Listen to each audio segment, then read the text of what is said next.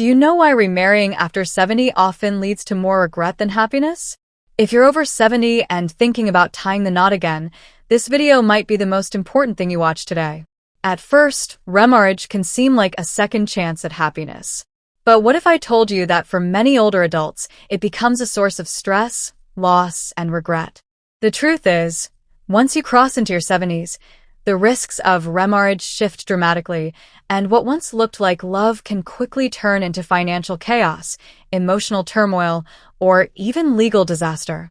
This isn't about being negative or cynical. It's about being wise, prepared, and protecting the life you've worked so hard to build.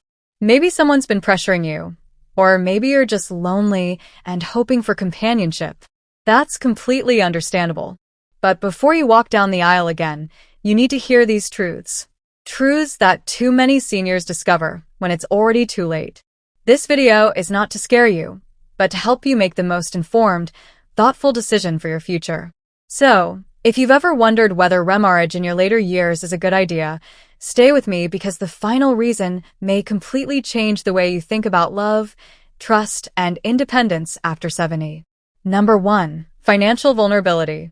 At first glance, love in your 70s feels like a blessing, someone to talk to, eat dinner with, and share the quiet moments. But what many older adults don't realize is that remarriage at this age can unravel your financial safety net faster than you'd expect. You've spent decades building your nest egg, your pension, your savings, your home, and just one legal signature. One trip down the aisle can put all of that at risk. Not because the person you're marrying has bad intentions, but because marriage by law binds your assets. And if that new spouse has debt, medical bills, or even children from a previous marriage with expectations, you're suddenly part of their financial world, whether you like it or not. Many seniors enter remarriage assuming they can just keep things separate. But that's not how the system always works. Once you remarry, your eligibility for certain retirement benefits, survivor benefits, or Medicaid programs can vanish. I've seen cases where a woman lost her deceased husband's Social Security benefits after remarrying, leaving her with less monthly income than she ever expected, and she didn't even realize that would happen until the check stopped coming. Then there's the question of inheritance. You might have adult children or even grandchildren. You've planned to leave something behind for, but remarriage without proper legal planning can redirect those assets to your new spouse or their family. And even if you trust your new partner, relationships change, families clash, promises get broken, and before you know it, your legacy slips through your fingers. The psychological toll of this kind of financial loss is severe. Seniors who feel financially insecure often begin to feel powerless, anxious, and even ashamed. They may avoid telling their kids about their situation out of embarrassment, or worse, try to cover up the issue entirely. The independence they work so hard to protect begins to crumble, and the marriage that was supposed to bring joy becomes a daily reminder of what they've lost. Take Ellen, for example. She was 74 when she remarried a kind man she met through a church group. They were both widowed and found comfort in each other's company. But what Ellen didn't know was that her new husband had outstanding medical debt and no savings. Within 2 years, she was using her own retirement fund to help him stay afloat, and her children were devastated. When they found out she had revised her will under pressure, what started as love turned into quiet financial panic. When you're in your 70s, financial stability isn't just about money. It's about peace of mind, dignity, and the ability to live on your own terms.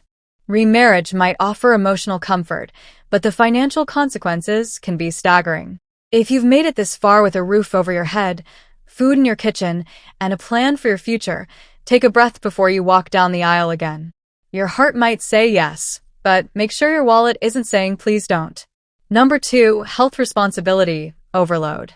When you remarry after 70, you're not just sharing your heart, you're also signing up for someone else's health journey, whether you realize it or not. And at this stage of life, health isn't a side topic. It's front and center every single day. You've probably spent your whole life caring for others, your children, your spouse, maybe even aging parents. Now, just when you're finally ready to rest and focus on your own well-being, remarriage can pull you right back into caregiver mode. Let's be honest, by the time we reach our 70s, Most of us are already juggling our own doctor visits, medications, and dietary changes. Maybe you've got arthritis in your knees, high blood pressure, or you're managing diabetes. These things aren't small, and they take energy. When you bring another person into your daily life, someone who might have even more complex medical needs, you're suddenly responsible not only for yourself, but for them, too. That means more appointments, more medications to manage, more emotional labor. It might start slowly. Maybe your new spouse forgets to take their pills. Maybe they need a little help getting in and out of bed. But over time, that little help becomes round-clock support, and it can drain you, not just physically, but emotionally. What was supposed to be companionship starts to feel like a burden you didn't expect to carry. What many people don't talk about is how this kind of caretaking can actually shorten your own lifespan. Studies have shown that older caregivers often neglect their own health. They skip their own checkups, eat poorly, sleep less, and become socially isolated.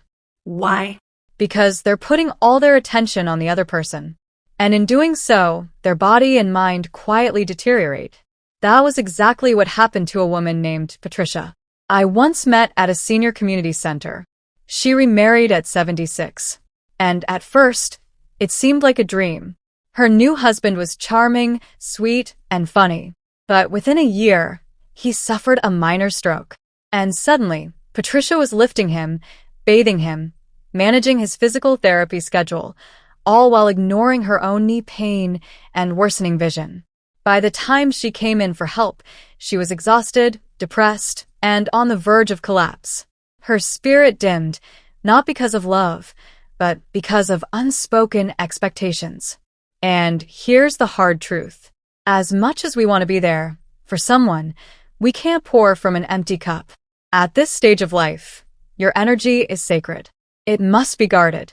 Remarriage might seem like an invitation to happiness, but without clear boundaries, it can quietly become a long-term health responsibility you didn't sign up for. So before you say, I do again, ask yourself this. Am I willing and able to take on another person's healthcare needs today, tomorrow, and every day after that? If you have even the slightest hesitation, honor it. Your well-being matters just as much as anyone else's. In fact, it might matter more now than ever before. If you're still watching this video and finding these insights valuable, please comment number 2 below to let me know you're here. And if you haven't subscribed yet, I recommend you subscribe and turn on the bell so you don't miss any videos. Your support helps us continue creating good content to inform and inspire you. Now what? Let's move forward. Number 3, legal complications. One of the most overlooked dangers of remarriage after 70 isn't emotional, it's legal. What many seniors don't realize is that entering a new marriage later in life can create a web of financial and legal entanglements that can have lasting consequences not just for you, but for your children and even your grandchildren. Let's start with inheritance. You might have spent your entire life building a legacy, a modest home, a pension, a savings account, maybe even a few sentimental heirlooms. You likely have your beneficiaries lined up, your will written, and everything planned. But the moment you remarry, all of that can shift. In many states, a new spouse has legal rights to a significant portion of your estate, even if your will says otherwise. That means your children could receive less or worse, be locked in legal battles after you're gone. It doesn't stop at inheritance. Remarriage can also affect your Social Security benefits, particularly if you're receiving survivor benefits from a deceased spouse. Many women who were married for decades to their first husbands qualify for survivor benefits that can provide a steady income. But remarriage, even one made for companionship in later life, can reduce or eliminate those benefits. That's money you may be counting on suddenly gone because of a new marriage certificate.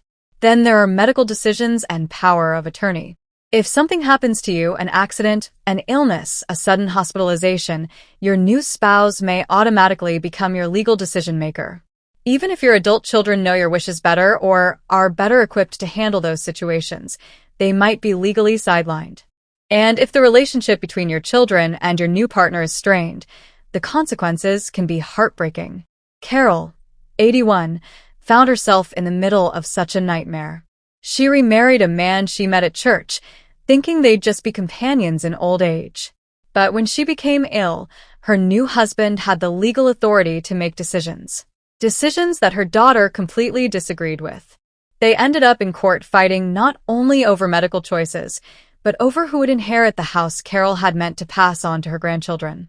Carol once said, "I thought I was finding comfort in my last years, but I created a mess I never meant to." Many older women, especially those who've worked hard to build a life of security, don't want to think about legalities when love or loneliness is involved. But that's exactly when clear thinking is most important. Remarriage isn't just a personal choice. It's a legal contract with far-reaching effects. At this stage in life, clarity is your best friend. It's not unromantic to ask hard questions. It's wise and it's loving, not just for yourself, but for the family who's walked beside you for decades. If you value your legacy, your peace of mind, and your family's well-being, don't underestimate the legal complexities that come with tying the knot again. Because what feels like a fresh start can sometimes lead to unforeseen chaos. Number 4. Loss of personal freedom. After 70, the one thing you've truly earned more than money, titles, or recognition is your freedom. The freedom to wake up when you want, to eat what you like, to spend your days on your terms. You've lived for decades taking care of others, following rules, making sacrifices, and now is supposed to be your time. But remarriage can quietly take that away, sometimes faster than you ever imagined. When you marry in your younger years, compromise is part of the deal. You're building a life together, making decisions as a team. But by the time you reach your 70s, your routines, habits, and preferences are well established. You've learned what brings you peace, what keeps you healthy, and what kind of company you enjoy. Adding someone new into that carefully balanced rhythm can feel like more of a disruption than a delight. Let's be honest, at this age, most people are set in their ways, and there's no shame in that. You've earned it. But living with someone else again means giving up some of that structure. Maybe your new partner likes the TV on all day while you enjoy your quiet mornings with the newspaper. Or they expect 3 full meals a day while you've grown comfortable with your light and easy routine. These differences can feel small at first but add up quickly, wearing down your patience and turning your peaceful home into a place of subtle tension. There's also the emotional labor that comes with any close relationship, listening, adapting, explaining. You might find yourself spending more time managing emotions, coordinating activities, or even dealing with your partner's family dynamics than doing what brings you joy. Suddenly, your hobbies are pushed aside. Your alone time feels like a luxury you have to ask permission for. And the independence you cherished, it's slipping away inch by inch. Take the story of Florence, a 76-year-old widow who remarried after 5 years alone. At first, she enjoyed the company, meals together, walks in the park, having someone to talk to at night.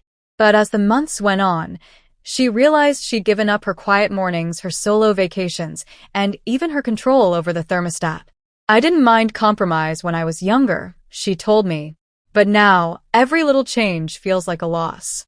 This doesn't mean companionship is bad or that love requires sacrifice, and maybe it does.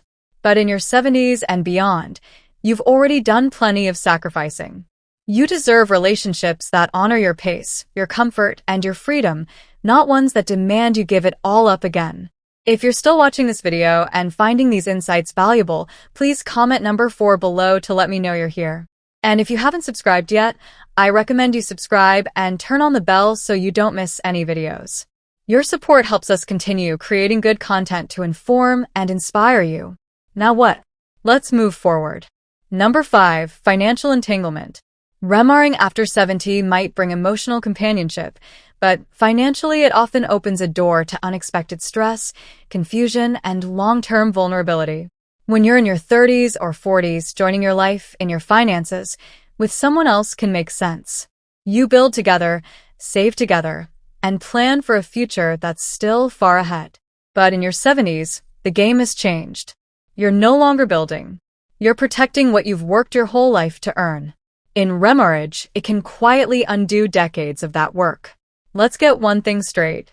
Money in later life isn't just about numbers in a bank account.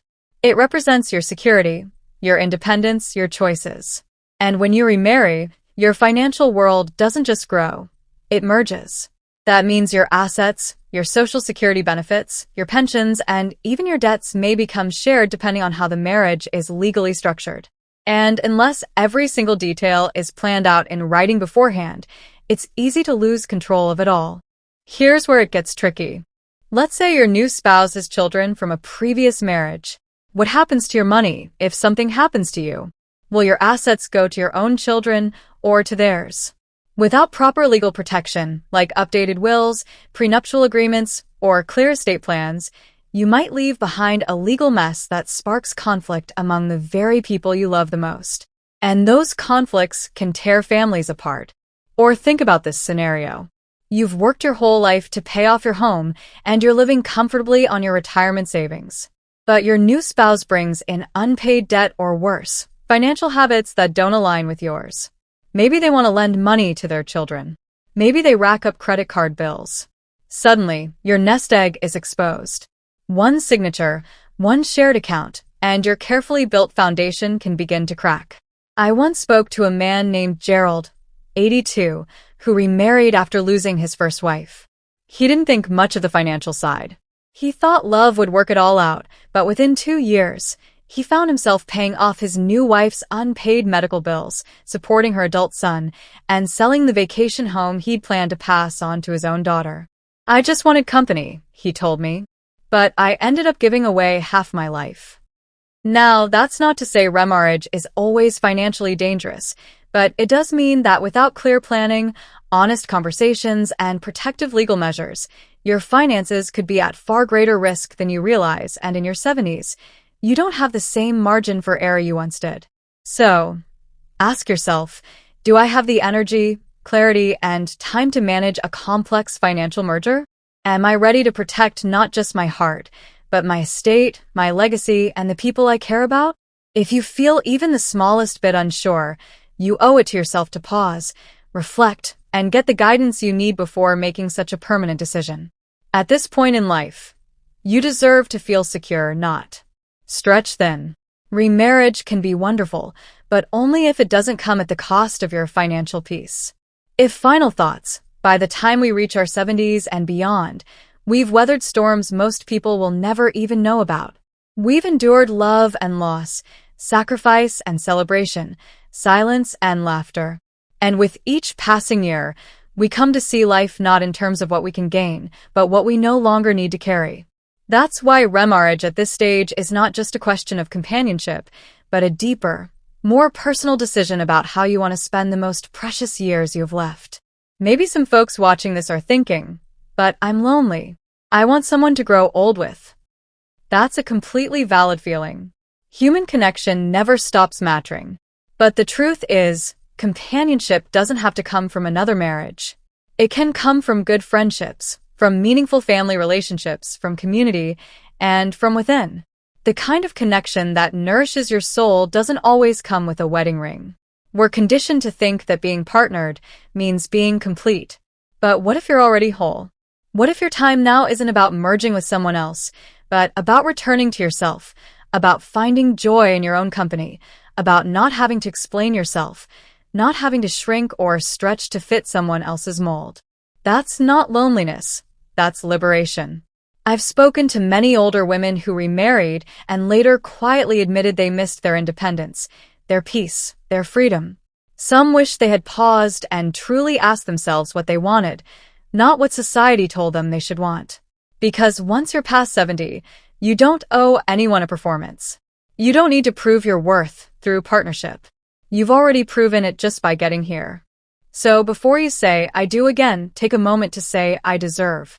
You deserve ease, joy, rest in whatever kind of life you want to lead. Remarriage might bring that or it might not. The important thing is that your choice comes from a place of self-trust, not self-doubt. Thank you for joining us today. We'd love to hear from you. Leave a comment below and share one thing you learned today and how you plan to use it in your life. Your thoughts are important to us, so don't hesitate to share them. Reading your comments gives us great motivation and encouragement. If you enjoyed this video and found it helpful, please like, subscribe, and share. Your support helps us continue creating good content to inform and inspire you. Thanks for watching, and we look forward to seeing you in the next video.